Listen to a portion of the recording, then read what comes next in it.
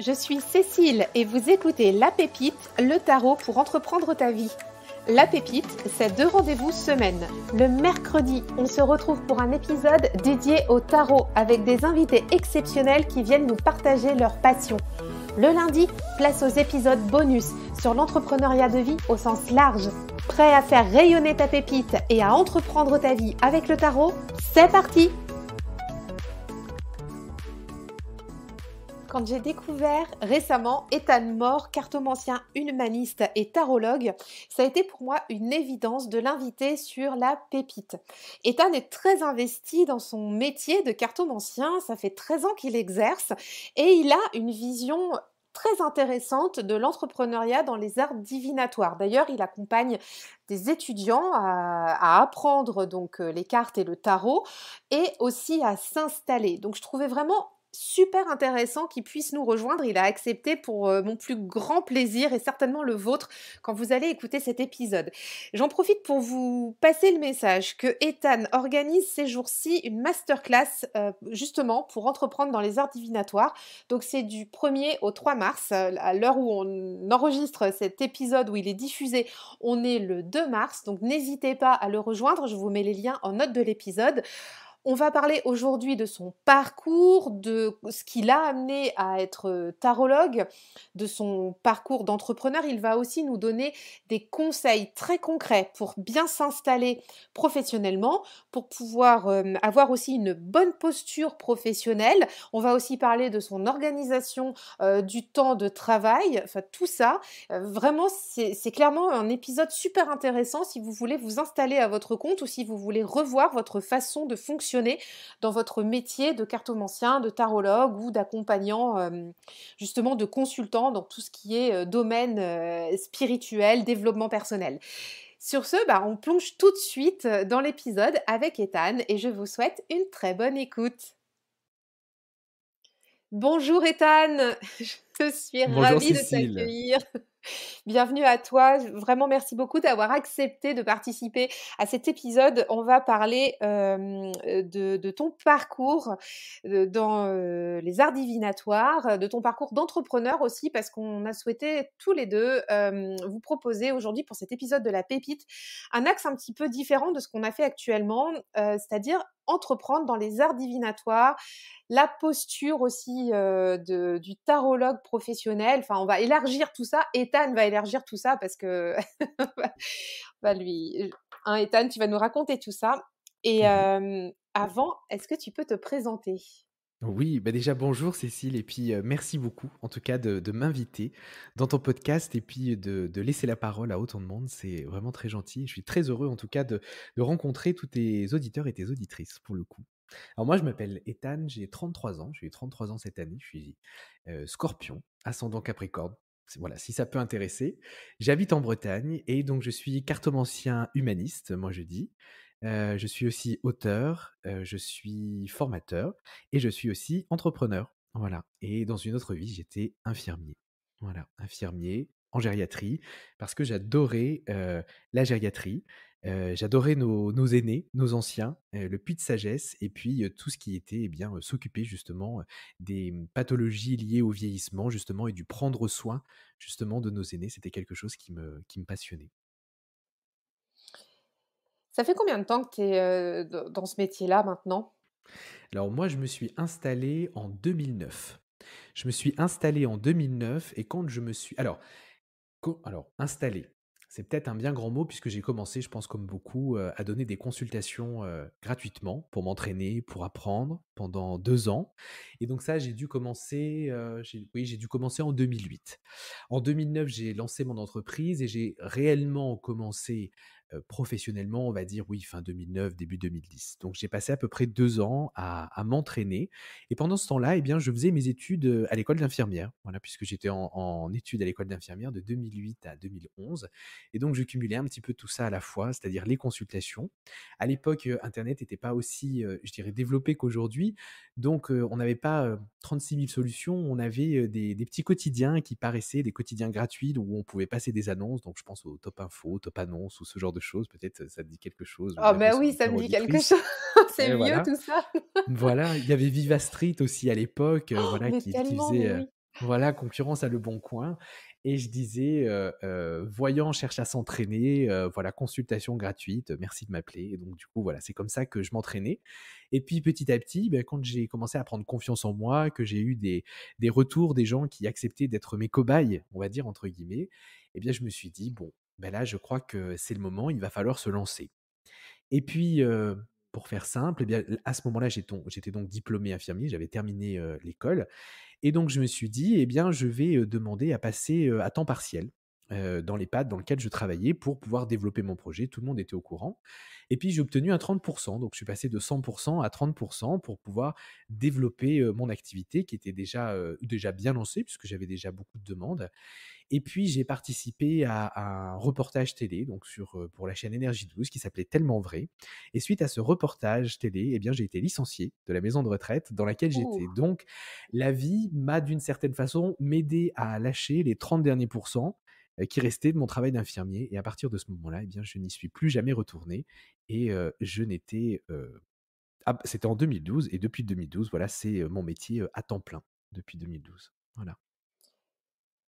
Tu disais tout à l'heure que, tu te définis comme cartomancien humaniste.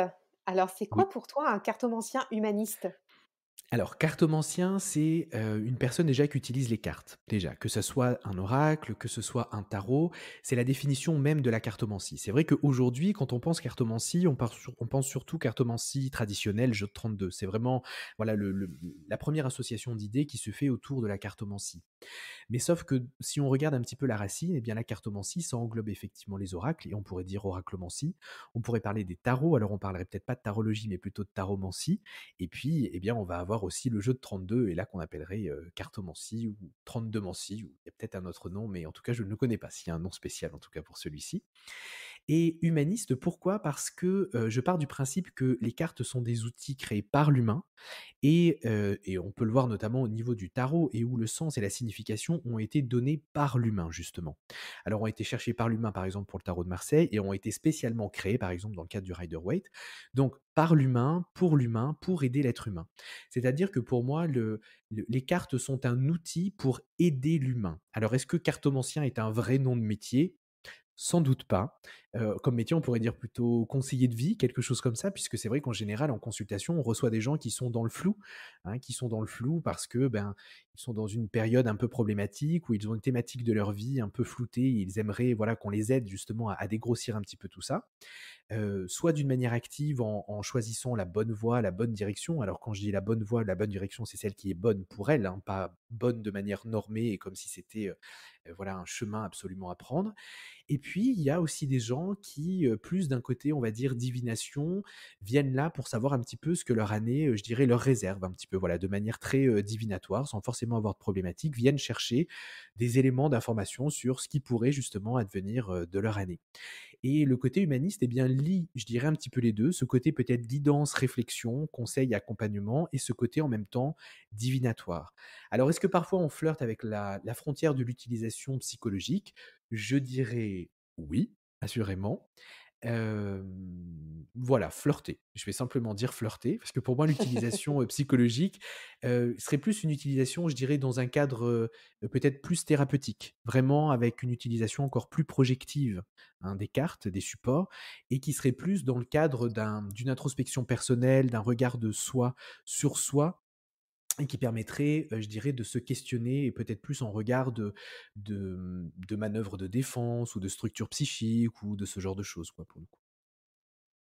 Et tu me disais en off tout à l'heure avant qu'on commence à enregistrer que tu as commencé la cartomancie avec le Béline. Oui, oui, je suis un Oui! amoureux du Béline. Je suis, alors je ne sais pas si c'est, parce que quand j'ai commencé, hem, bien avant de m'intéresser à la cartomancie, je pense que comme pour beaucoup, quand j'étais très jeune, je ressentais des choses, je voyais des choses et c'est aujourd'hui ce qu'on appellerait un médium aujourd'hui et c'est quelque chose, une étiquette entre guillemets que je ne colle pas sur ma ou que je ne colle plus en tout cas, voilà, sur ma carte d'identité, professionnelle. Puisque pour moi médium, c'est pas tant un métier, mais c'est plus un état d'être, c'est-à-dire une espèce de une capacité à avoir les yeux dans le visible et dans l'invisible, et dans l'invisible, on y trouve plein de choses, hein. On y trouve nos émotions, on y trouve les créatures qui peuvent peupler nos croyances, que ça soit des anges, des fées, enfin ça dépend de chacun, et on a tous des habitants différents de notre vision de l'invisible. Et je suis arrivé aux cartes parce que je me suis dit que j'avais besoin d'un support pour m'aider à me canaliser. Donc du coup, eh bien, je me suis mis en recherche d'un jeu de cartes, et alors je sais plus exactement, est-ce que c'était sur internet ou est-ce que je suis allé dans une boutique, et le premier jeu qui m'a, mmh, qui m'a tapé dans l'œil, qui m'a marqué, c'était, le Béline, qui était, dans cette boîte noire avec ses lettres dorées, et puis il y avait un Béline qui était ouvert, un jeu très angulaire, très carré, avec des dessins d'un style très ancien, aux tranches dorées, et j'ai été tout de suite attiré par ce jeu-là, donc j'ai acheté un Béline, et ensuite j'ai acheté un Oracle G. Voilà, un oracle G aussi, qui est un oracle très connu. Et l'oracle G, je m'en suis relativement, enfin, je m'en suis très rapidement défait. D'ailleurs, je crois que je l'ai offert, d'ailleurs, mon exemplaire de l'oracle G, et mon Béline, mon tout premier Béline, je l'ai toujours. Il est dans un état délavé, catastrophique, usé. Il a vu passer des milliers de vies. Il a Mais bien voilà, servi. effectivement. Ouais, ouais, ouais. Je Et tu suis as un commencé, amoureux du Béline. tu un amoureux du Béline. Tu as commencé par un Mmh. jeu qui est pas réputé facile, hein? Oui, oui, c'est ce que alors c'est ce que j'ai découvert après, parce que quand j'ai commencé, bien effectivement, j'avais personne si ce n'est que les livres, hein. Les livres, alors à l'époque, je sais plus s'il y avait, hem, Colette Morel, enfin Colette Sylvestre ou Morel qui avait écrit des livres, tout ça, mais j'avais des livres à l'époque, et alors bon, si tu vois, par exemple, tu vois, les cartes sont vraiment, passées et délavées. Donc là, Ethan, il me montre en fait ces cartes du Oui, Béline. Elles sont toutes, patinées par le temps. On voit qu'elles ont été, brassées, utilisées, mais oui. alors, Mmh, c'est excellent. Il est ouais. vintage as ouais, hein, ton Béline. Ah là, oui, oui, oui, celui-ci, il est très, très, très vintage. Ouais. Et et tu vois, ce Béline, si tu veux, il m'a accompagné pendant très longtemps, et il m'a, surtout évité de me mettre au tarot pendant très longtemps. Ah, Parce que le c'est tarot, eh intéressant ça. bien, eh ouais, le tarot, c'est un jeu, que j'ai rencontré, et c'était surtout pour moi un jeu qui était, l'archétype de, la voyante Irma avec sa boule de cristal et ce côté-là, et c'est vrai que pour moi, rien que sur l'image, c'était quelque chose qui me rebutait, parce que je ne me retrouvais pas ou reconnaissais pas dans cet archétype justement de la voyante à la boule de cristal. C'est vrai que c'était un Tu peu avais un a compliqué. priori? Exactement, oui, oui, oui, oui, j'avais un Ouais, très, très OK. gros a priori, hein. Ah oui, un énorme même, un immense a priori, on peut dire, hein. Mais comme ça faisait partie de la panoplie, au bout d'un moment, j'ai dit: «Il faut quand même que je jette un œil au tarot, il faut quand même que je regarde un petit peu de quoi il en retourne». Donc j'ai commencé à regarder le tarot, j'ai commencé à apprendre bêtement et simplement par cœur, et je me rendais compte que c'était complètement différent, puisque le Béline coulait de source et il y avait une certaine logique dans son apprentissage, alors que le tarot, pour moi, m'apparaissait comme difficile, douloureux, et j'ai toujours détesté l'apprentissage par cœur. Quand je rencontre un jeu, j'aime que ces liens me parlent. Et j'ai l'habitude de dire que les jeux sont créés avec la façon du monde, la façon dont le créateur ou la créatrice perçoit le monde, justement, et c'est ce que l'on doit rechercher justement dans un jeu, c'est-à-dire un jeu qui voit le monde d'une certaine façon comme nous, d'une façon complémentaire ou d'une façon plus piquante pour nous amener à réagir. Et le tarot, eh bien, je pense qu'en fait, tout simplement, à cette époque-là, je n'étais absolument pas prêt. Et je n'étais pas assez mûr, j'étais très jeune, et je pense que ce manque de maturité faisait que je n'étais absolument pas prêt pour partir à la découverte du tarot. Et le tarot est revenu dans ma vie il y a à peu près 2 ans, quand je suis, alors je sais plus par quelle occasion, je crois que c'est un ami qui m'a offert un tarot, qui était tellement frustré, parce que lui adorait le tarot, il était tellement frustré que, je n'arrive pas à me mettre au tarot, alors que voilà, j'adorais le Béline, qui m'a offert un tarot, et j'ai à la maison un tabernacle d'église. J'ai un tabernacle d'église, et lorsque j'ai déménagé, pour ne pas perdre ce tarot, je l'ai enfermé dans le tabernacle d'église, et j'ai perdu la clé de ce tabernacle. Donc j'ai le tabernacle et le tarot enfermé à l'intérieur, et je me suis dit: «C'est pas possible», parce que quand je suis arrivé donc ici en Bretagne, quand j'ai déménagé, je me suis dit: «Il faut que je me mette au tarot, je sens que c'est le moment, je le sens, c'est le moment». Donc du coup, j'ai donc racheté un autre tarot, et là, eh bien, ça a été le coup de foudre.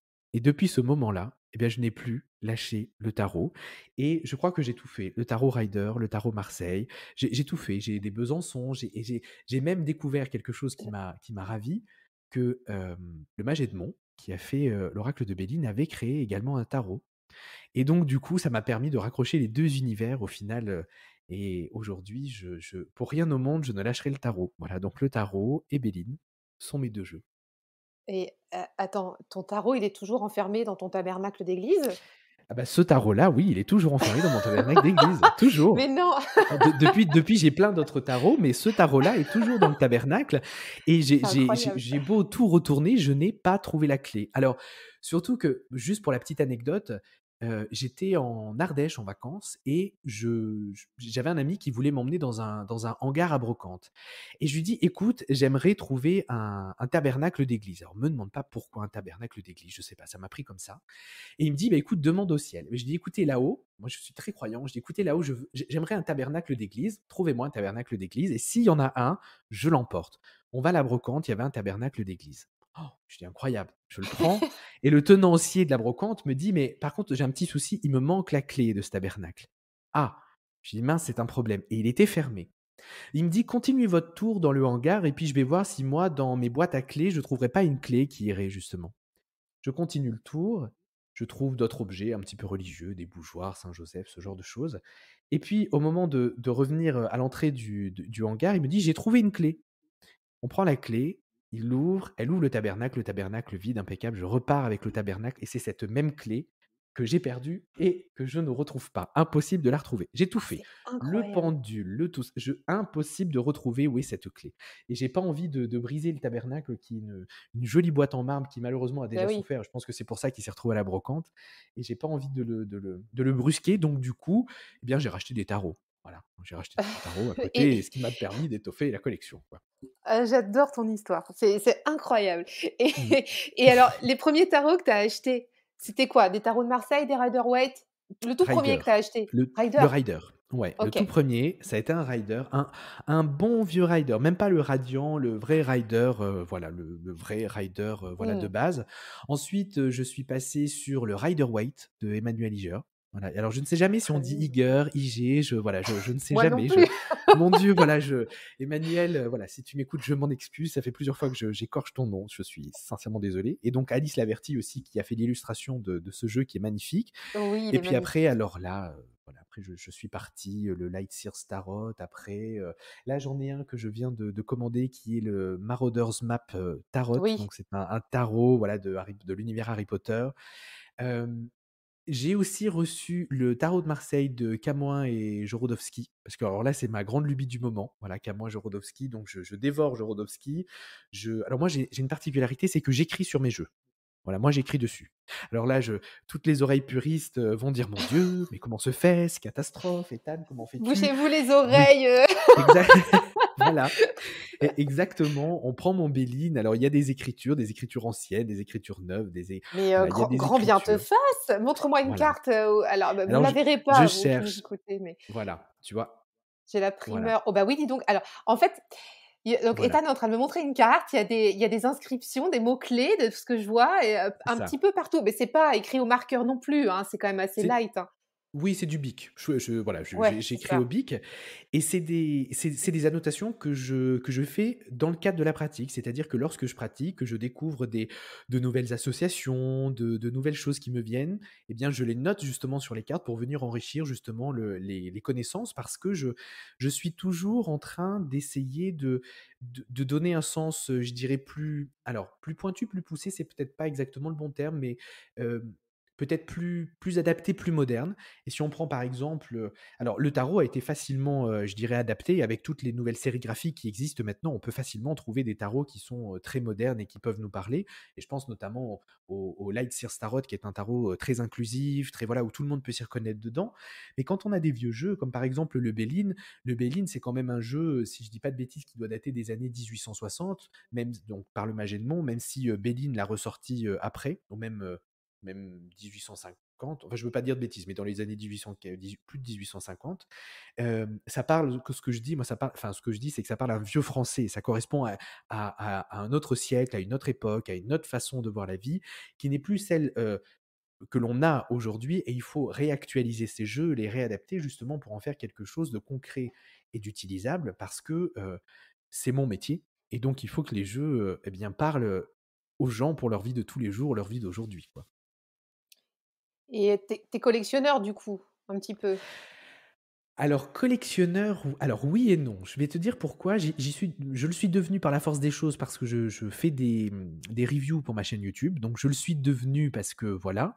Mais ce sont des jeux que non pas qu'on m'envoie en service de presse, mais des jeux que j'achète parce que je les trouve intéressants, parce qu'ils ont quelque chose qui sort de l'ordinaire ou parce que ce sont de grands classiques que j'ai envie de faire découvrir. Donc c'est plutôt dans ce sens-là. Mais si ça avait été collectionneur pour moi, non, parce que je suis très difficile. C'est-à-dire que quand j'ai un jeu, déjà, je dois voir si je comprends sa structure, c'est-à-dire si sa structure match avec ma façon de percevoir le monde. Si c'est pas le cas, eh bien, c'est un jeu dont je ne pourrais pas me servir et si sa structure match, eh bien, à ce moment-là, je rentre dans une phase d'apprentissage très intense où je ne vais plus le lâcher pendant 6, 7, 8, 9 mois avant de le proposer en consultation. C'est-à-dire que je suis incapable d'acheter un jeu le dimanche à Cultura et de l'utiliser le lundi en consultation. J'ai besoin d'un temps de travail en miroir avec un jeu que je maîtrise très bien, comme le tarot ou le Béline par exemple, et de faire des doubles tirages pour voir comment les cartes s'articulent, quel est le langage, quelles sont comment dire, la manière narrative que le jeu a justement de raconter une histoire. Parce que pour moi, les jeux sont des alphabets. Et utiliser les jeux, c'est comme apprendre une nouvelle langue d'une certaine façon. Et donc du coup, eh bien, chaque jeu a sa propre façon de raconter une histoire.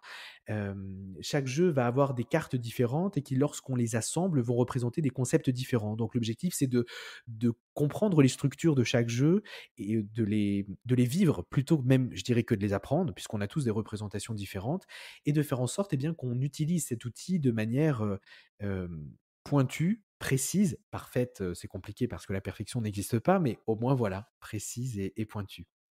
Et tous tes jeux, est-ce que tu les proposes en consultation ou t'en réserves une partie pour ta pratique personnelle?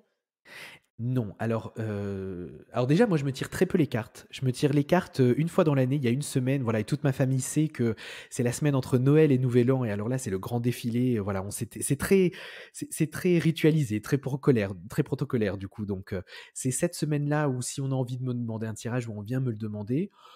Hormis, voilà, s'il y a des grandes catastrophes dans l'année où on a besoin d'un coup d'œil, voilà, je le ferai si on me le demande et c'est toujours avec plaisir. Mais sinon, voilà, moi, je ne me tire jamais les cartes, hormis, voilà, cette semaine-là. Et mes consultants ne choisissent jamais leur jeu. C'est-à-dire que je Mmh. pars du principe que je suis le professionnel, je connais mes outils, et donc c'est moi qui choisis les outils que je vais utiliser dans mes consultations.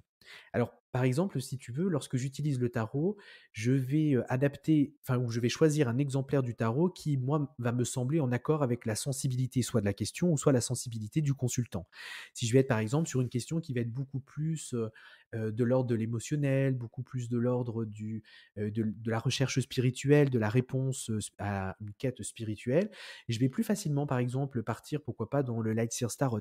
Si je dois travailler sur des questions beaucoup plus professionnelles ou politiques ou entrepreneuriales, je vais plus partir, par exemple, sur un bon rider, par exemple. Voilà, un bon rider weight de base, je vais partir sur un jeu comme ça. Donc je vais adapter, en fait, c'est moi qui vais choisir l'outil en fonction de la sensibilité, de ce que je ressens de la situation et du consultant ou de la consultante. Merci de préciser ça. Je suis un peu comme toi, moi, dans mes consultations tarologiques. On entend souvent, enfin, pas mal de tarologues qui disent qu'ils laissent le choix au consultant de choisir le jeu et c'est Mmh. tout à fait, OK et sur ce point-là, je te rejoins. Moi aussi, j'aime bien choisir les jeux en fonction de la sensibilité que j'ai par Mmh. rapport, à la thématique qu'on va aborder, au feeling aussi, tu vois, que je pressens Mmh. avec, la rencontre avec la personne et ouais, c'est bien que tu le dises parce qu'il y a pas qu'une façon de faire. Il y a aussi, Mmh. on peut aussi, nous, en tant que professionnels, avoir la possibilité de choisir, nous, nos jeux. Parce que finalement, ce qui compte, c'est le message que va enfin, qu'est-ce que la personne vient pour avoir un message et pour pouvoir, agir après, avec ce message. Donc c'est ça Mmh. qui compte, finalement. Donc Exact, exact, exact ouais. et je vais même dire peut-être de manière un peu égoïste, mais je pense que les graphismes et la représentation, picturale de chaque carte doit nous parler à nous avant de parler aux consultants puisque je je nous place en tant que professionnels plutôt comme des interprètes des cartes pour pouvoir, je dis ça d'une certaine façon, mais transmettre le message que la carte a envie de délivrer d'une certaine façon au consultant. Donc si on veut l'interpréter correctement, il faut qu'on soit avec un jeu que l'on maîtrise et qui, je dirais, qui nous plaît. Et je crois que dans le tarot, il y a tellement de variantes différentes qui existent que c'est très simple aujourd'hui de trouver un jeu qui nous parle, qui nous plaît et auquel on est sensible. Et je pense qu'il ne faut pas avoir peur d'en changer régulièrement. Alors, je parle pour le tarot là, parce que ça reste toujours la même structure. On aura toujours des petites subtilités qui vont venir se rajouter. Et notamment, là, je suis en train de penser, par exemple, au Jodorowsky avec l'empereur et cet œuf là que j'ai découvert sur le tarot de Jodorowsky, qui n'est pas, par exemple, sur le Rider. Et je me dis, bah oui, c'est extraordinaire. Mais je dis, c'est extraordinaire, cette douceur que ça va rajouter justement cette couvade de l'œuf. Donc, plein de petites choses qui vont pouvoir venir enrichir aussi la pratique globale et générale que l'on a de l'outil. Et je trouve que c'est fantastique parce que ça fait partie du positionnement professionnel aussi que de se maintenir dans une constante évolution personnelle, dans une constante remise en question de sa pratique, de ses savoirs, pour ne pas, je dirais, se scléroser et s'encrouter et ne pas venir, alors encrouter, le mot est effectivement pas très joli, je suis en train de me dire, mais voilà, pour ne pas se scléroser et venir euh, réinterpréter les choses exactement de la même façon en fait à chaque fois, pour bien garder l'individualité, l'unicité de chaque rencontre, de chaque personne, de chaque situation. Et je trouve que ça participe, changer de jeu régulièrement, ou en tout cas de graphisme, je trouve que ça participe à ça aussi, à aider. Alors justement, tu viens de parler de posture professionnelle. Mhm, Et moi, du coup, j'en profite pour rebondir un petit peu là sur la thématique qu'on va adresser aussi dans l'épisode. mhm, Hem, on s'est dit avec Ethan qu'on allait vous parler de la posture professionnelle dans, les arts divinatoires en tant que mhm. pro, quand on accueille les personnes qui viennent en consultation, comment on se positionne par rapport à notre métier. Et alors on a discuté un petit peu aussi en off avant par rapport à ça. Tu viens déjà d'en parler un petit peu, de la posture. Mhm. Est-ce que tu aurais des premiers conseils à transmettre à des personnes qui veulent s'installer, qui veulent débuter? C'est quoi la trousse à outils qu'il faut avoir pour démarrer? En termes de posture, hein. Alors en termes de posture, je dirais que déjà, c'est de dresser son cadre, d'une, de travail, de référence, et de deux, son cadre de croyance. Et ça, c'est important. Quand on s'installe et quand on se dit cartomancien, cartomancienne, tarologue, on fait très facilement le rapprochement avec la spiritualité. Je pense que c'est bien d'essayer en tout cas, parce qu'il y a toujours les yakafokons, c'est facile à l'oral, plus compliqué, je dirais, dans la réalité, dans la matérialité, dans l'action, en tout cas de le transposer, mais je pense que c'est bien d'essayer de mettre déjà une distance entre sa propre spiritualité et ce que l'on est en train de faire. C'est-à-dire que être tarologue ou être cartomancien, ce n'est pas une qualité, c'est un métier. C'est-à-dire, on n'est pas une bonne personne parce qu'on est cartomancien ou parce qu'on est tarologue. On n'est pas une mauvaise personne parce qu'on est cartomancien ou tarologue. On n'est pas forcé d'être dans une certaine branche de la spiritualité. Par exemple, on n'est pas forcé d'être dans la spiritualité New Age si on est cartomancien ou tarologue. On n'est pas forcé d'être croyant d'une religion quelconque quand on est cartomancien ou tarologue. Et je pense que c'est important de se rappeler le pourquoi on fait ça et de se rappeler que les cartes sont un outil. Les cartes sont un outil pour permettre d'exercer un métier, mais elles ne sont pas un livre religieux, elles ne sont pas une foi, elles ne sont pas une croyance. Bien sûr, elles viennent, je dirais, par certains points et par certains, je dirais, par un certain aspect, elles viennent peut-être questionner, toucher un tout petit peu voilà, ce rapport avec les croyances et la spiritualité, mais les cartes sont un outil. Donc je pense que déjà prendre le temps de poser son cadre de croyance et son cadre de pratique, bien déjà c'est une chose qui est excellente parce que on va savoir déjà ce en quoi on croit, c'est-à-dire eh bien les cartes, que sont-elles? Avec qui, avec quoi interagissent-elles? Est-ce qu'elles interagissent seulement entre moi et mon consultant? Est-ce qu'elles interagissent entre le consultant, quelque chose de supérieur qui se trouverait au-dessus, peu importe en quoi on croit, et nous-mêmes qui en faisons l'interprétation? Quelle est la place de l'erreur? Quelle est, je dirais, la limite du conseil? Quel est mon métier? Est-ce que mon métier, c'est de faire les choses à la place de mon consultant? Est-ce que mon métier, c'est d'accompagner mon consultant? Est-ce que mon métier, c'est de conseiller? Quel est le rapport que j'ai face à mon consultant? Est-ce que je suis dans l'indépendance, la codépendance, la dépendance? Voilà, toutes ces questions-là qui viennent à se définir soi-même en tant que professionnel, et moi je dis définir son costume professionnel d'une certaine façon. Est-ce que ça fait sens pour toi, Cécile? Ah oui, complètement, et je te OK. remercie de le dire. Mais vraiment, je te remercie de le dire, que chacun a son cadre qui lui est propre en fonction de son Mmh. vécu, en fonction de ses affinités, de ce qu'il aime. Et il y a et j'ai pendant que tu étais en train de parler de ça, je me disais ah, mes auditeurs vont me détester, je vais dire ça. Mais tout le délire witchy qu'il y a en ce moment, moi, c'est pas mon truc. Mmh. Je parle Mmh. souvent, du fait que j'aime pas trop les licornes roses et les tarots girly et machin et tout, mais il y a tout un univers en ce moment. Enfin, j'en parle tout le temps. Je vais me faire encore, je vais me faire encore taper là, un petit peu sur l'épaule là par certains auditeurs, mais tant pis. Hem, il y a une espèce aujourd'hui de pratique un petit peu girly, witchy, de tout ce qui est divinatoire, du tarot, des cartes, des machins.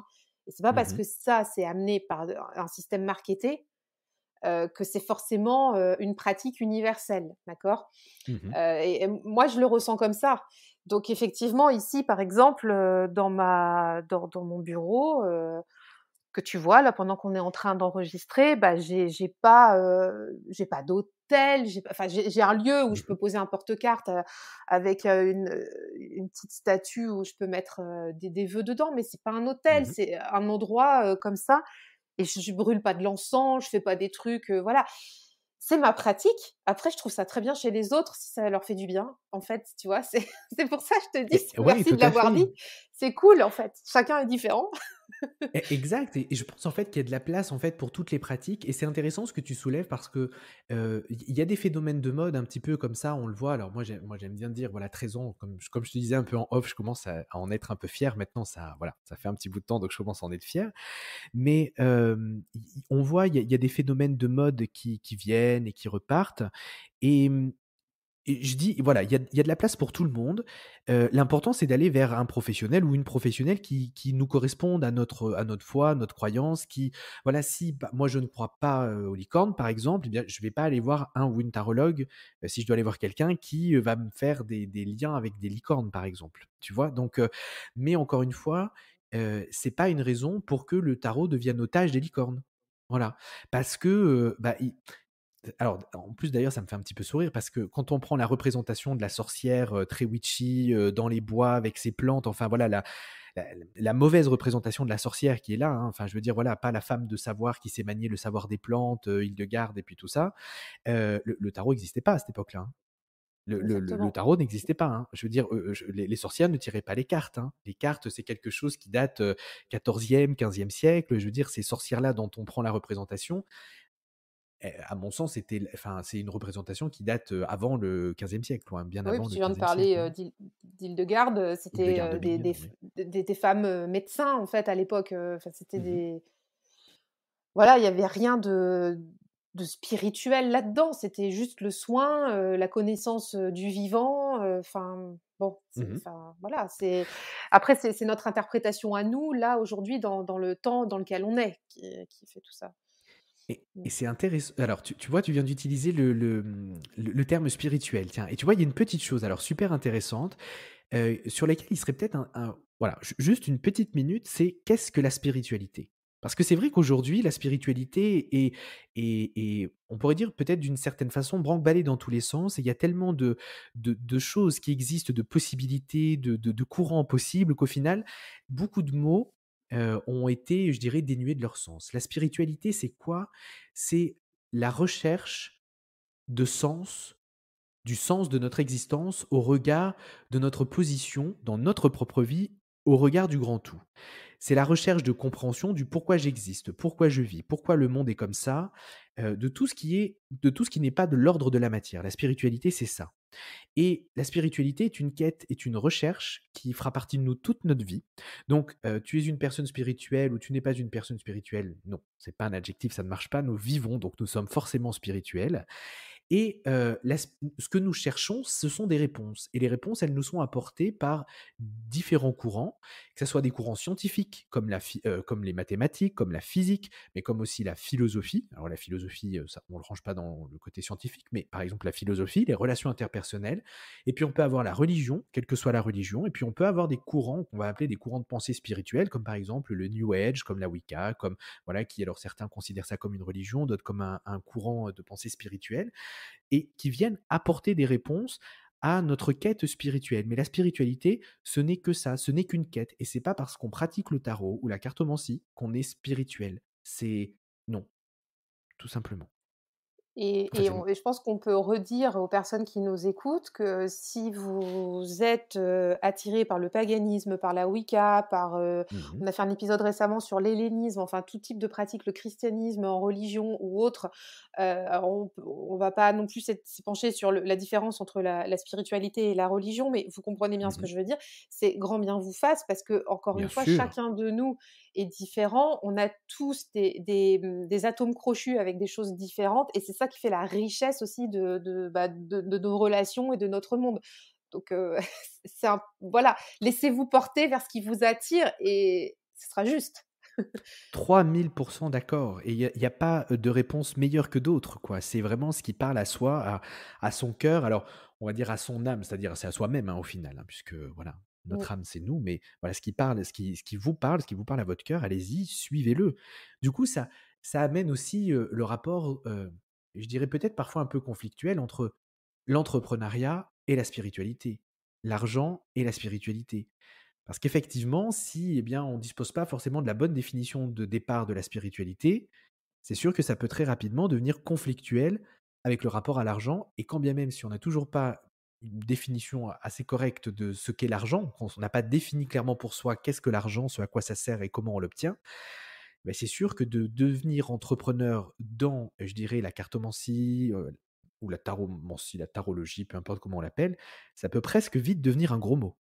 Presque vite devenir un gros mot. Et ça fait partie aussi des 3 cadres, hein, dont tu parlais tout à l'heure. On parlait du cadre de référence, du cadre de croyance, du cadre de pratique.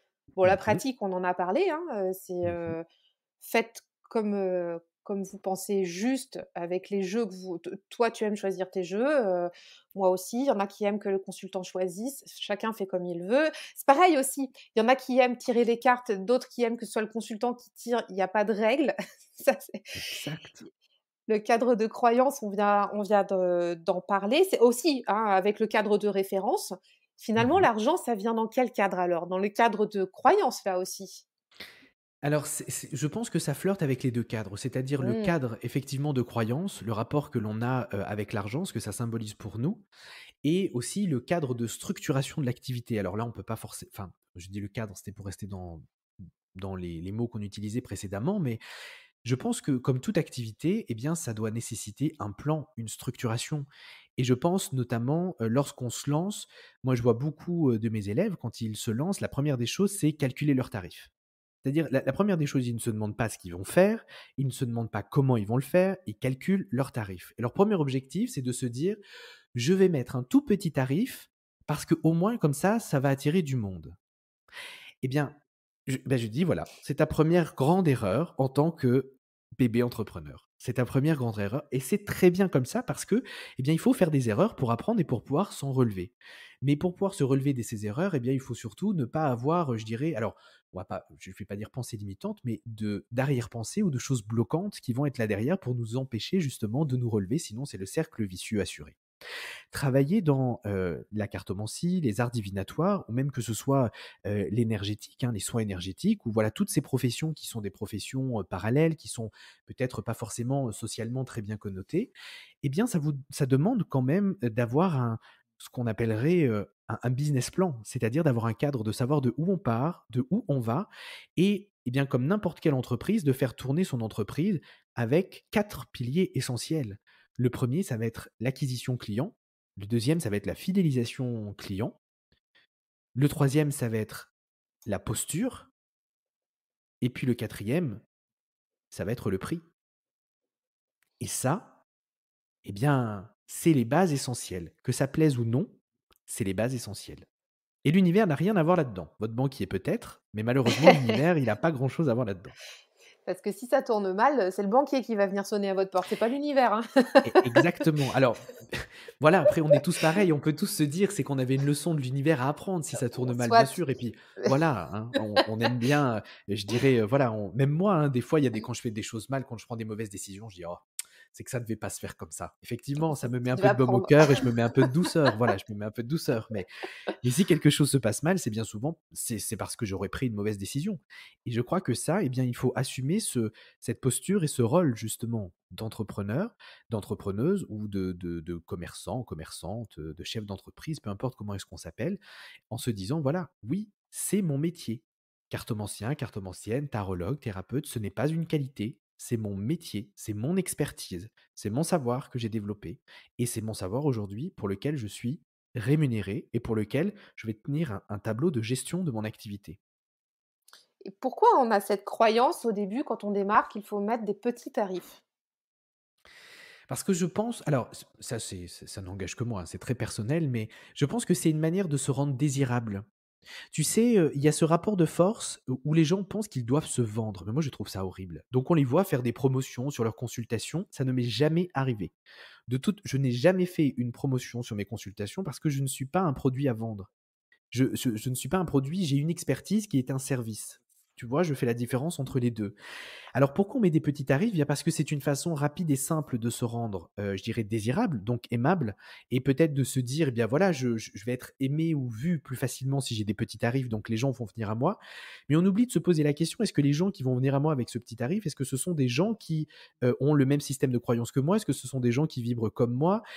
Et on pense trop souvent avec son propre portefeuille. Effectivement, si on se met à 20 €, peut-être que pour soi, on se dit: «Bah oui, 20 € pour 1 heure de consultation. Avant, j'étais salarié, j'étais au SMIC, je gagnais 10,32 € ou 10,70 € de l'heure. Effectivement, 20 € c'est beaucoup». Et alors effectivement, c'est presque le double. Mais quand on enlève ses charges, les frais qu'il peut y avoir, alors les frais qu'il peut y avoir en général sur des métiers où on travaille, chez soi ou à distance, c'est très simple. On va avoir le téléphone, la connexion internet, on va avoir ce que l'on voit, ce que l'on paye le mois, mais on oublie aussi trop facilement les investissements qu'on va devoir faire. Un nouvel ordinateur, un abonnement pour un nouveau programme, par exemple pour faire Canva. On oublie toutes les choses desquelles on se coupe et je prends un exemple, par exemple Canva Pro. Voilà, Canva pour réaliser des graphismes et ben, la version pro est beaucoup plus sympa que la version gratuite.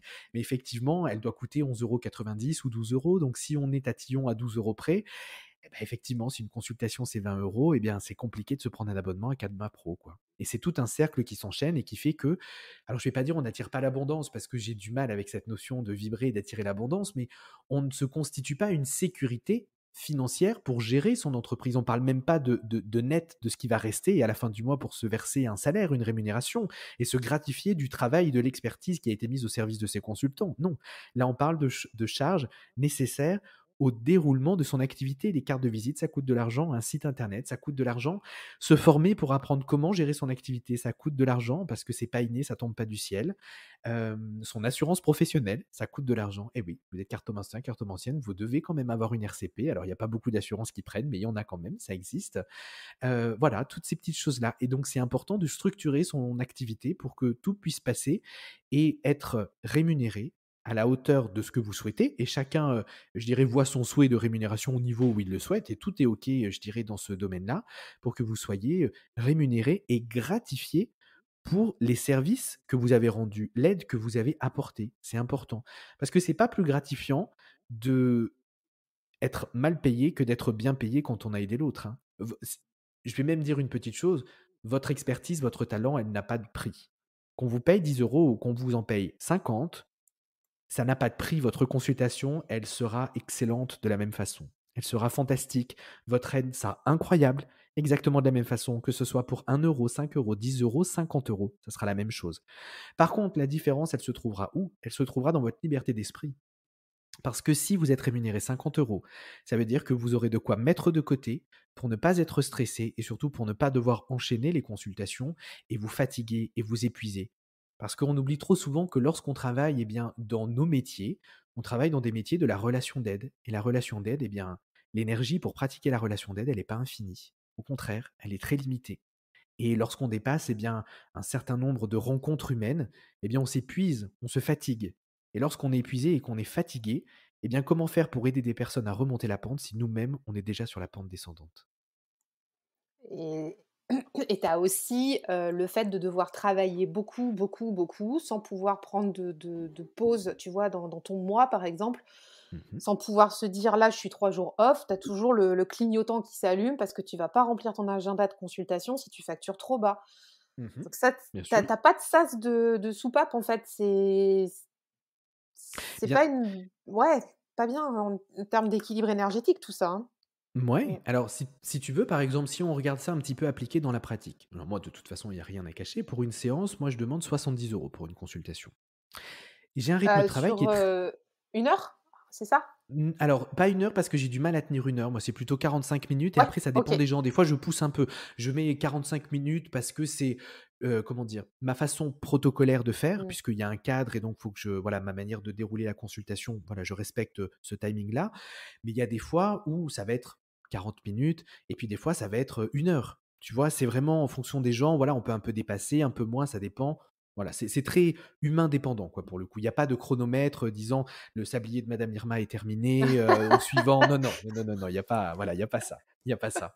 OK. Et et tu vois, moi, j'ai mis en place, eh bien, un système où moi, j'ai des cycles de consultation. C'est-à-dire que je vais faire 2 semaines de consultation, où je vais travailler 3 ou 4 matinées, où je vais prendre 3 personnes, par exemple, pas plus, parce que je sais qu'après je suis épuisé. Donc je vais faire tout pendant 4 matins, je vais voir 3 personnes chaque matin et puis après, eh bien, je vais faire 2 semaines de consultation, puis je vais prendre 1 semaine sans consultation et pendant ce temps-là, je vais faire autre chose. Je vais écrire mes livres, je vais préparer une nouvelle formation, je vais faire mes recherches, je vais travailler plus en profondeur sur un nouveau jeu et je vais avancer comme ça et je repars après pour un cycle de 2 semaines. Et c'est un rythme qu'au final, on doit tous et toutes trouver et on a tous un rythme au final différent, mais ça peut prendre du temps pour le trouver, quoi, pour pouvoir trouver le moyen de se respecter soi. J'aime bien ce partage. J'ai jamais entendu ce type d'organisation et je pense que c'est très intéressant la façon dont tu le fais parce que tu dédies ton cerveau à une tâche en fait, enfin Mmh bon, mh. on rationalise ça comme une tâche. Tu Mmh. sais que cette semaine-là, enfin ces 2 semaines-là sont dédiées à tes clients, à tes consultations, donc en plus tu te mets Tout dans à un fait. état mental de disponibilité pour l'autre, d'écoute, tu vois? Oui. C'est très pertinent et alors que quand tu es en off de tes consultations, tu es disponible pour autre chose, pour la créativité. Alors que si tu faisais une Ouais. matinée de consulte, une après-midi de création de contenu, mon Dieu, tu serais peut-être lessivé, quoi. Eh ben, j'ai essayé, je peux tout simplement pas. C'est-à-dire que je suis Ouais, épuisé, je peux pas parce que pour moi, faire une consultation, c'est quelque chose de très créatif.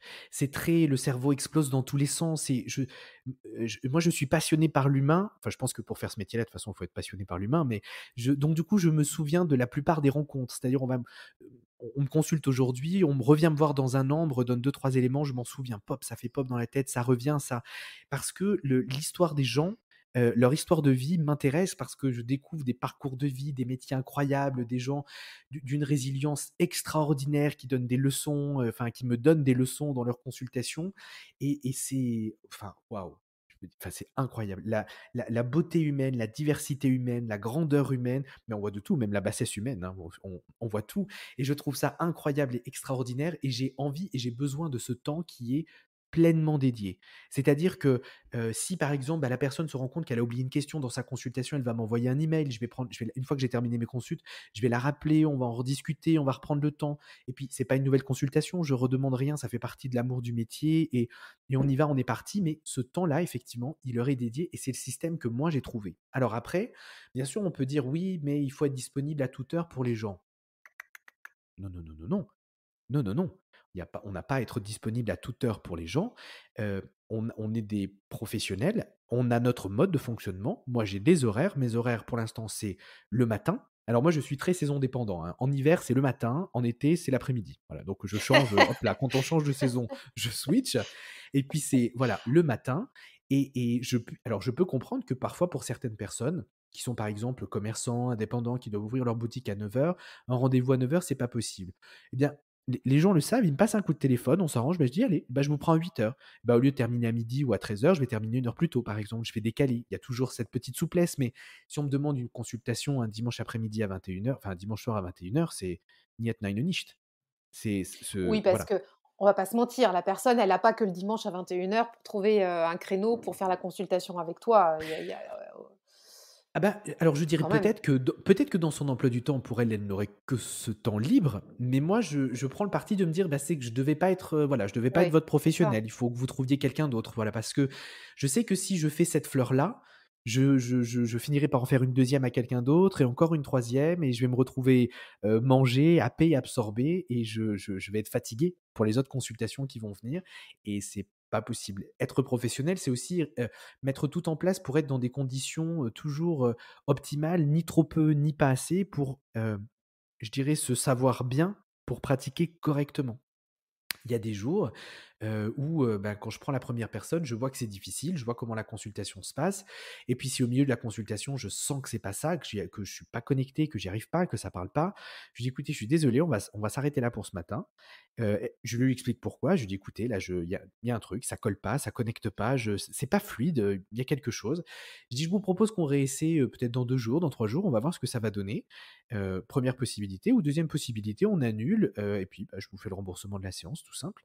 Puis en général, bah, les gens auraient essayé 2-3 jours plus tard et ça match impeccable. Ça fait partie des je dirais des critères s'écouter pour pouvoir essayer de toujours donner le meilleur de soi.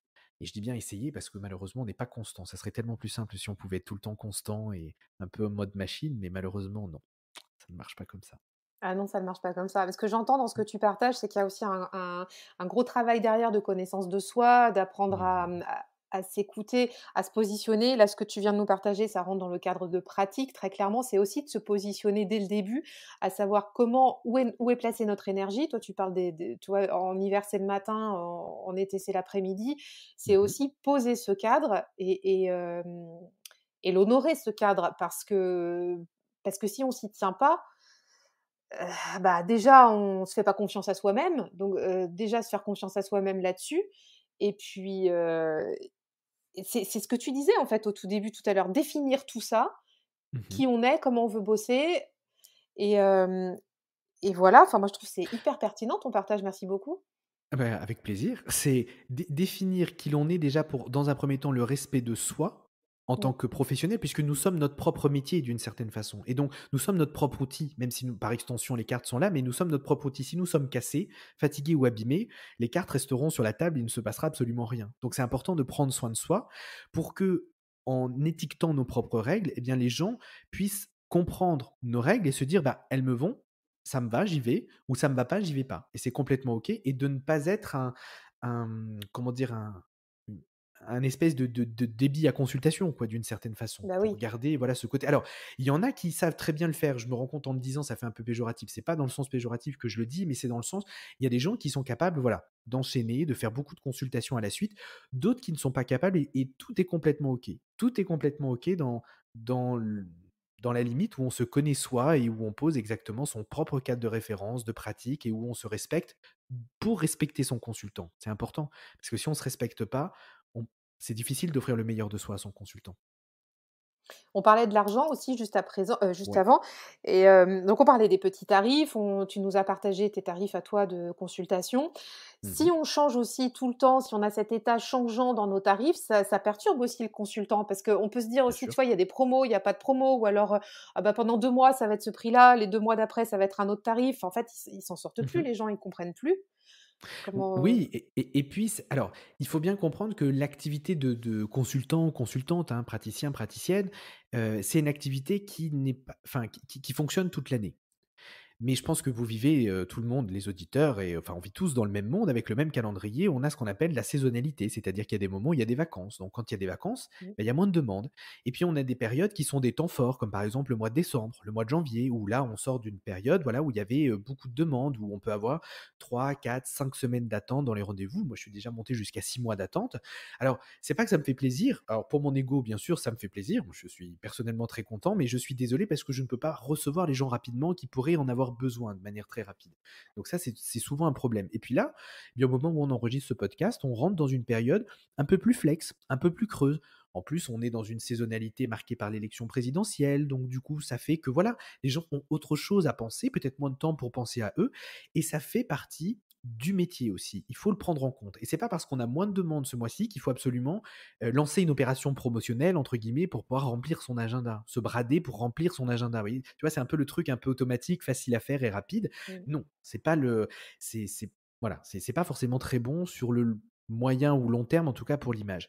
Et c'est important d'avoir une cohérence dans ses tarifs.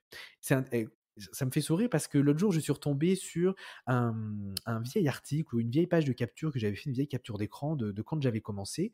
Et ben, mes tarifs à l'époque étaient 5 € moins chers qu'aujourd'hui, il y a 13 ans.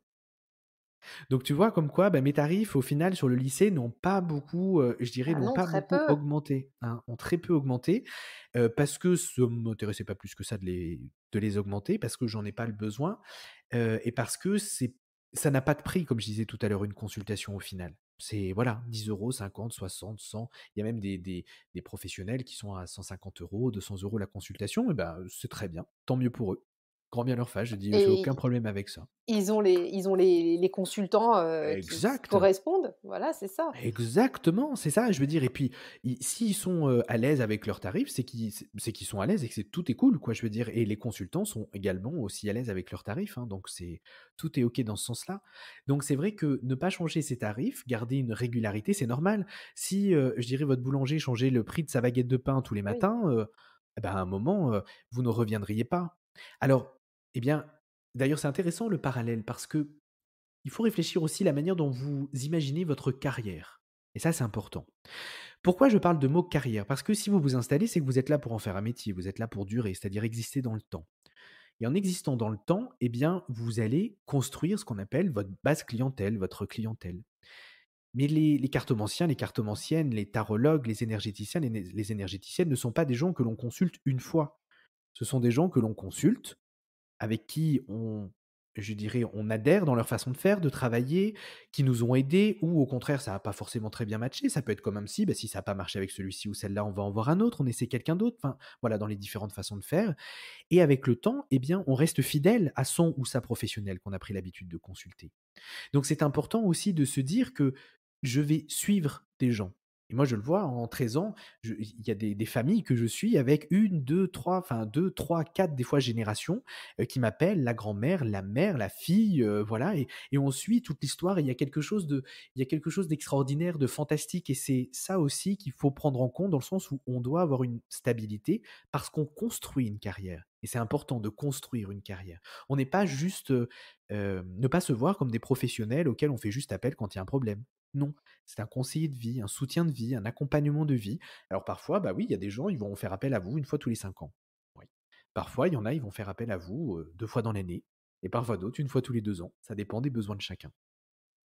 Et ça, tu le disais tout à l'heure, tu as 4 piliers, donc tu as l'acquisition, on en a parlé, donc enfin, Oui, entre autres, voilà, les tarifs et comment enfin, non, il y avait l'acquisition, fidélisation, posture et prix. On a parlé de la oui, posture, on a parlé des tarifs. J'ai une dernière oui, question sur les tarifs. Comment oui. tu as senti, toi, que tu étais aligné avec tes tarifs, d'autant qu'ils ont bougé que de 5 € finalement en 13 ans? Parce que j'adore le chiffre 65. Tout ça tout simplement. Non, C'est j'adore les génial! chiffres voilà, j'adore les chiffres 65 et comme je suis assujetti à la TVA, je dois quand même, ben, Ouais, répercuter la TVA parce que c'est quand même 20 qu'on doit redonner à c'est l'État. ça. Donc c'est pour ça, aussi que là, bon, cette année, j'ai dit: «Allez, un petit 5 € de plus là, voilà» et puis il y avait une grande nouveauté, c'est-à-dire qu'avant, moi, je faisais des consultations, donc à peu près de 45 minutes et puis j'avais des plus petites consultations qui étaient de 15-20 minutes qui étaient à 40 €.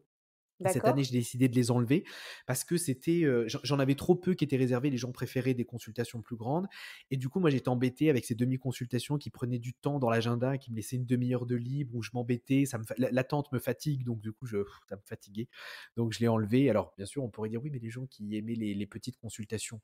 Je laisse encore le soin à certains, clients fidèles de prendre ces petites consultations, mais voilà, je le fais, vraiment au compte-gouttes. Donc je me sens très à l'aise avec ce tarif-là. J'ai calcu donc faut calculer son taux horaire, faut calculer ses mmh. charges, faut calculer tout ça et tout passe nickel donc j'ai pas de raison de le bouger et puis peut-être après que moi j'ai aussi un petit rapport en me disant que si je mets plus cher, peut-être que si je me dis en augmentant mes tarifs, peut-être que pour moi ça serait compliqué de peut-être, de se confronter peut-être avec un syndrome de l'imposteur ou quelque chose comme ça, tu vois? La question qui pourrait venir, c'est: «Est-ce qu'une consultation avec moi vaut plus que 70 €?» Tu vois ce que je veux dire? Est-ce que je vaux 100 €? Est-ce que je vaux tu vois? Et alors que c'est pas forcément la bonne manière de poser la question, c'est: «Est-ce que mes services valent 100 € plutôt que: «Est-ce que je vaux?» Parce que moi je suis un être humain, je n'ai pas de prix. Tu es un être humain, tu n'as pas de prix, c'est illimité et infini, indéfinissable. Mais est-ce que mes services valent plus de 100 €? Je sais pas. Il y a eu un temps dans ma carrière où j'ai été, très médiatique. J'ai fait beaucoup d'émissions de télé, beaucoup voilà, beaucoup, beaucoup et plus vous êtes médiatisé, plus vous avez de demandes donc effectivement, plus vous travaillez avec des structures qui vous font, facturer les consultations et j'ai eu un temps, un très, très court temps, hein, où on a pu même pu monter jusqu'à 200 € les consultations, tu vois? Puis ça m'a pas plu donc du coup, ça s'est arrêté. Donc j'ai aucun souci à ce tarif-là. Je sais que comme tout, il y a des gens mais moi, c'est pas mon ADN. C'est-à-dire, c'est pas ma vision que j'ai du métier. Je veux quelque chose qui puisse quand même être accessible, un peu comme on se prendrait une consultation, chez le psychologue, en fait, au final, hein, tu vois? Un peu. Il y a des psychologues à 30 €, il y en a à 50, il y en a à 70, il y en a à 80. Donc non, non, ce 70 €, c'est bien. C'est bien, je suis bien. Ça 65, vibre 70, c'est bien. Ça ça vibre, vibrait voilà, bien dès le début. ça vibre. Mais tu vois, par contre, là où on peut rebondir sur le fait que quand je reçois, par exemple, des personnes qui veulent s'installer, des toutes jeunes, et quand on parle de leur grille de tarifs, quand elles me parlent de 20 €, alors là, on fait le calcul. Et d'ailleurs, chez vous, faites ça. Je vais vous donner un petit exercice. Prenez votre montant de consultation, calculez combien de consultations, calculez honnêtement combien de consultations vous pouvez aujourd'hui faire par semaine. Alors quand je dis vous pouvez faire aujourd'hui par semaine, c'est en fonction de votre état de fatigue, mais c'est également en fonction de la demande que vous avez. Ne vous mentez pas, soyez très honnête avec vous-même, même si ça fait mal, l'honnêteté en général n'est jamais douce et agréable. Donc soyez honnête avec vous-même. Et maintenant, multipliez tout ça par 4,33 puis par le prix de vos consultations. Vous allez obtenir le chiffre d'affaires total que vous pouvez obtenir dans votre mois. Eh bien, je mettrai mes mains à couper que pour plus de 70 d'entre vous, eh bien, il n'est même pas supérieur à plus de 2 000 €. C'est-à-dire que si vous n'avez pas plus de 2 000 €, vous ne pouvez même pas toucher le SMIC pour vos bons services. Et là, c'est quand Pourquoi même très problématique 4,33? parce qu'il y a 4,33 semaines dans le mois. Ah beh, Donc oui, si tu me prends le nombre de consultations, dans la semaine multiplié par ton tarif par 4,33, ça et là on parle, attention, on parle sur, un régime à plein régime quoi, 4,33. Il n'y a pas encore les semaines qu'on va mettre d'avance pour les vacances qu'on va prendre, parce qu'il faut les prendre en compte aussi, hein. c'est ce qu'on Donc disait ça, tout c'est à l'heure, hein, important. il faut du temps off, hein. Faut budgétiser. Tout doit être budgétisé. Tout doit être budgétisé, et ça, c'est super important. Et en général, on arrive sur des moi, je vois avec la moyenne de mes élèves, on arrive sur des 1 500, 1 600, et là, quand ils prennent conscience du montant, ils se disent: «Mais je peux pas en vivre». Bah, je dis: «Oui, avec des consultations à 20 €, vous allez finir en dessous du seuil de pauvreté et vous allez finir crevé». Donc au final, les seuls qui iront bien, c'est vos clients, mais vous, 3 mois comme ça, on vous retrouve épuisé comme si vous aviez fait un marathon, sans être C'est préparé. ça. Je dis: «Bah, c'est la même chose». Construire une carrière, ça se fait sur la durée et non pas sur le sprint, et c'est ça, c'est important. Bah, on a fait un bon tour d'horizon quand même, hein, de l'entrepreneuriat, dans ce domaine-là. Donc on est parti sur les consultations. Juste pour terminer, autour de ça, toi, tu proposes des formations aussi. Mmh. C'est une activité qui est arrivée, par la suite ou tu l'avais développée en même temps, dès le début? Enfin, c'était peut-être pas fait pareil, hein, tu vois, des ateliers que tu proposais dès le début, Oui, alors non, les formations, donc je les dispense à l'Atelier de l'Invisible. J'ai développé ça en 2018.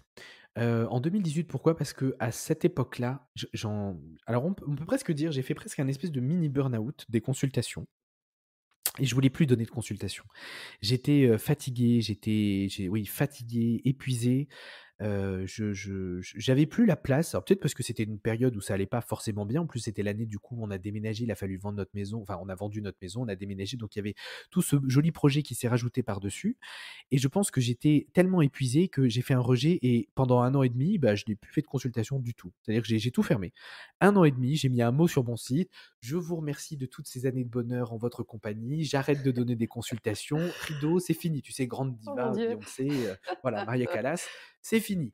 Et donc ce que j'ai dit: «Bon, par contre, j'adore les arts divinatoires, je ne peux pas disparaître comme ça». Donc j'ai décidé, eh bien, d'essayer de modéliser mon expérience, mon savoir dans des formations. Mais je voulais pas créer des formations qui soient des formations intuitives, des formations, voilà, je voulais des formations qui aient un ordre logique, quelque chose de très pédagogique, un peu comme un mode d'emploi à suivre à la lettre, point par point, pour pouvoir justement réussir. Donc ça m'a pris du temps, et rien que pour te dire, on a une formation qui s'appelle Cartomancie de A à Z, et là, on va sortir la 6e révision de la formation. Mais quand je dis révision, c'est tout est refondu du début, et à chaque fois, j'offre la formation même aux tout premiers qui l'ont acheté en 2018, par exemple. Tu vois, Ouais, oui, oui, voilà, il y a je tout ce comprends. côté-là. Donc, je me suis mis à faire de la formation parce que ça me passionnait, parce que j'avais pas envie de couper, et parce que ça a été aussi une manière pour moi je dirais peut-être de m'auto-guérir et de souffler par rapport aux consultations. Et ça a été Et intéressant. à l'époque, Ethan, tu avais pas le même système peut-être, 2 semaines, ou Non. c'était déjà non, voilà, ça Non, non, c'est OK, non. À c'est l'époque, intéressant. à l'époque, c'était toutes les semaines. Je faisais des Ouais. consultations, le matin. Je devais avoir, 6 heures de consultation dans la journée et qui étaient réparties par tranche horaire de 2 heures. Donc je faisais 2 heures le matin, 1 heure de pause, 2 heures après, et ensuite je reprenais le soir à 18 heures et je devais faire 18 heures, 20 heures. Donc je me disais, tu vois, j'en ai pour tout le monde. Il y en a, mais tu vois, il m'a fallu du temps, hein, 2018, voilà, ça Et faisait quoi, oui, 9 ans que j'étais lancé, pour apprendre, trouver ce mode d'emploi, parce que personne ne te l'apprend, personne ne te l'explique. Et à partir de ce moment-là, j'ai décidé, moi, de me faire superviser.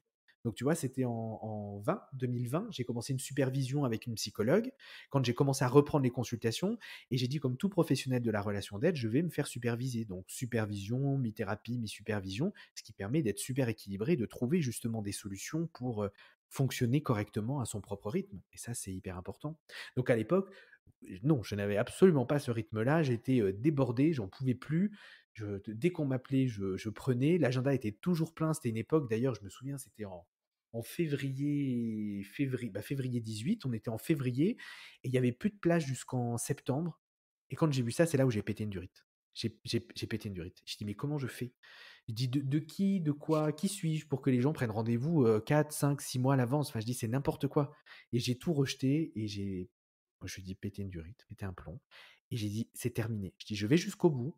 Je fais mes consultations, celles qui sont prises, celles qui sont, voilà, je veux pas décevoir les gens, et fini. Alors par contre, pendant ce laps de temps-là, j'ai vraiment tiré la patte. J'en ai malheureusement décommandé beaucoup parce que le jour de la consultation, bah, j'étais pas en état. J'étais fatigué, j'étais épuisé et il y a peut-être, allez, on va dire une consultation sur 4 que j'ai peut-être pas réussi à faire et que mmh, j'ai annulé à ce moment-là, tu vois? Donc il y a eu beaucoup d'apprentissage aussi dans cette période-là de ma vie, mais c'est compliqué je trouve que c'est compliqué de s'en plaindre parce que aujourd'hui, c'est tellement compliqué, je dirais, de construire sa carrière dans ce domaine-là, que quand tu as la chance d'être débordé d'une certaine façon par le monde, tu peux pas te plaindre, tu vois? Il y a un côté, voilà, il y avait ça aussi qui me posait souci aussi à cette époque-là. Alors là, on est passé par, ben, toute la crise qu'on a connue, le confinement, beaucoup de gens qui se sont formés, beaucoup de gens qui ont voulu démarrer et se lancer, à leur compte, et c'est ce qu'on se disait un petit peu tout à l'heure en off. Il faut, voilà, soyez solide. Si vous voulez vous lancer, vous reconvertir, en faire votre métier, soyez solide, construisez-vous stable, avec de bons piliers, un bon cadre pour pouvoir, je dirais, exister, et durer surtout. Et ça, c'est important. Et ne regardez pas ce que les autres font, ne parlez pas de concurrence, il y a pas de concurrence dans notre domaine, il y a pas de chacun est comme il est et chacun, rencontrera les consultants qu'il peut aider, il y a de la place vraiment pour tout le monde, le soleil brille. Mais il y a une réalité mathématique qui fait que si 80 000 ou 150 000 professionnels se sont déclarés en plus en 2 ans, le nombre de demandes de consultation, lui, n'a pas augmenté de 80 ou 150 000 en 2 ans. Donc, il y a pour certains pour qui il va manquer de travail et il y en a pour d'autres pour qui ça va super bien fonctionner. Donc, croyez en vous, structurez, mettez en place tout ce qu'il faut en embrassant pleinement votre statut d'entrepreneur et d'entrepreneuse. Ne lâchez rien. N'affrontez pas le spirituel et l'argent parce que ce sont 2 choses qui sont, je dirais, complémentaires. Alors on peut dire, pas sur les mêmes plans, mais même complémentaires. Tiens, comment tu dirais toi, Cécile, tiens? Spiritualité, argent, comment tu définirais ça toi? c'est une énergie pour moi l'argent. Ah ouais, je suis C'est une d'accord. énergie de partage. Mmh. On a eu beaucoup ces sujets-là, tu vois? J'étais, membre, d'une association, d'entrepreneuriat féminin, pendant 6 ans Mmh et mh. on avait des femmes qui créaient donc des entreprises, beaucoup dans le bien-être qu'on accompagnait Mmh. et souvent, comme elles débutaient, elles étaient dans l'échange de pratiques. Alors, OK, c'est bien l'échange de pratiques et effectivement, si tu es tout neuf, si tu arrives, pourquoi pas? Tu as besoin de te tester et tout. Mais, moi je leur disais: «Mais non, si tu enfin, oui, fais-le une fois ou 2, mais ne le fais pas à tout le monde». Tu vois? Quand tu es en train d'échanger, par exemple, en formation, que tu as 20 nanas qui sont là pour devenir entrepreneur et que tu es en train de dire: «Je vais faire de l'échange de pratiques à 20 nanas», bah, en fait, tu Mmh. tu te coupes la possibilité de transmettre cette énergie d'argent. C'est-à-dire que cette énergie d'argent, par exemple, on parlait de ces des 70 € tout à l'heure, hem, donner 70 €, on va parler de contre un service, tu vois? Admettons. Mmh. Tu payes 70 € une personne, mais avec cet argent-là, elle va pouvoir en faire bénéficier une autre et Bien cetera et sûr, cetera et du coup, bien cette sûr. énergie se transmet. Alors que si tu es Mmh. dans un échange de pratiques, enfin, ça s'arrête, quand tu passes la porte, quand tu as fini d'échanger ta pratique et moi, je suis assez au clair là-dessus, hein, pour moi, l'argent, c'est quelque chose qui fait du bien, c'est tu peux faire des très belles choses avec l'argent. Aider les autres, faire travailler du monde, donner de l'emploi. Enfin, je suis complètement alignée avec ça, tu vois. Bien sûr, et tout à fait. Et Mm, c'est pour ça que, voilà, il faut absolument pas les opposer, parce que mm. on n'a pas à opposer spiritualité et je dirais argent, parce que on a besoin de ces deux pans, de ce pan spirituel et de ce pan matériel pour être équilibré. Et si on veut rentrer dans un discours peut-être un peu plus, je dirais ésotérique, mais pour vivre cette vie, vivre cette incarnation, ce sont deux réalités de cette vie-ci, et il faut composer de toute façon avec. Et comme je dis, ça vaut pas le coup de se passer la rate au courbouillon. C'est ça. Bah, écoute, Ethan, je pense qu'on a fait vraiment un super état des lieux de tout le volet un petit peu entrepreneuriat, comment on peut faire pour se lancer avec des bonnes bases. Mmh. Euh, une toute dernière chose avant de nous Oui. quitter, est-ce que tu as des livres à nous partager ou pas, ou même, tu sais, des lectures autres, hein, enfin des choses qui, toi, t'ont plu récemment ou que tu avais envie de partager avec les auditeurs, même s'il n'y a pas lieu, il n'y a pas de Ouais, lien, alors pardon. alors, il y a s'il y a pas forcément. Alors c'est vrai que tout ce qui est les livres sur l'entrepreneuriat, c'est je suis pas très livre sur l'entrepreneuriat parce que à l'intérieur, bien souvent, il y a des choses un peu limites, des méthodes un peu de persuasion, enfin voilà, j'ai un peu de Oui, mal avec ces choses-là. Et c'est surtout que ça amène à rêver d'un modèle uniforme de gérer sa vie d'entrepreneur, alors que pas du tout. Il y a des introvertis, il y a des extravertis, il y a des voilà, il y a des timides, il y a des curieux, il y a des gens qui aiment se mettre en avant, d'autres non. Et il y a moyen en fait de créer son activité pour chacun d'entre vous, tous et toutes, que vous aimiez vous mettre en avant sur les réseaux sociaux, que vous n'aimiez pas, que vous aimiez écrire ou que vous préfériez la vidéo, que vous préfériez le son plutôt que l'image. Il y a des techniques pour tout le monde et il existe des manières différentes pour tout le monde de faire. Donc voilà, j'ai pas de livre dans ce sens-là, mais par contre, j'ai sélectionné 2-3 livres, notamment C'est mieux enfin de Christophe Fauré, qui est un très bon livre justement où on va parler, enfin où Christophe, alors Fauré, fort, c'est pareil, je ne sais jamais, mais voilà, nous parle de spiritualité à l'intérieur, nous parle heu, nous parle de lui, de son parcours, et c'est à mon sens très intéressant. Hem, Version audio, version lue, les deux sont très, très bien. En version audio, c'est lui qui en fait la lecture, donc c'est d'autant plus appréciable en plus, je trouve. Voilà. Après, il y a Thérapie de l'âme aussi que je vous recommande de Khaled Bentounès aussi, qui est un très, très bon livre, alors hem, c'est un livre qui va nous parler de la pensée soufie et qui va en même temps, eh bien, je dirais nous amener à réfléchir peut-être sur le pendant un peu, spirituel, de notre vie, de notre existence au regard justement de cette pensée-là. Après quelque chose peut-être d'un tout petit peu plus scientifique, on va avoir L'univers à portée de main de Christophe Galfard, qui là est un magnifique voyage au sein de l'univers, du cosmos, comme si vous étiez dans un planétarium, dans une cité des sciences et de l'espace à Toulouse. Vous vous allongez et puis vous lisez et puis vous voyagez, dans l'espace. Je vous conseille aussi De l'âme de Aristote. Alors c'est une lecture, un mmh, peu plus, je dirais, pour un peu plus compliquée par contre, là, il faut prendre du temps. C'est un bon pavé et il faut le lire en plusieurs fois parce que ça demande quand même beaucoup de réfléchir, très philosophique, hein. Et puis une dernière que je vous recommande, c'est Dieu, la science et les preuves. Alors malheureusement, je n'ai plus les auteurs là qui me viennent en tête. Dieu, la science et les preuves, c'est un très gros livre bleu qui fait la thèse et l'antithèse, des preuves de l'existence ou de l'inexistence de Dieu et du rapprochement possible aujourd'hui avec la science, et c'est vraiment passionnant. Attention, il faut quand même quelques, petites bases de physique, ou en tout cas un attrait en tout cas pour, la physique et les sciences, pour pouvoir se plonger dedans, mais en tout cas c'est un livre et un récit fantastique. merci beaucoup, Ethan. On mettra, alors attends, juste avant de nous quitter, donc on mettra tous tes liens où on peut te retrouver, donc dans les notes de l'épisode. Je mettrai aussi, Mmh. les noms des ouvrages que tu viens de nous partager et où est-ce qu'on peut te trouver le plus facilement? Ça va être où? On peut me trouver sur Instagram, on peut me trouver sur Facebook et on peut me trouver sur mon site internet. Voilà, OK. www.etanmour.com, tout simple.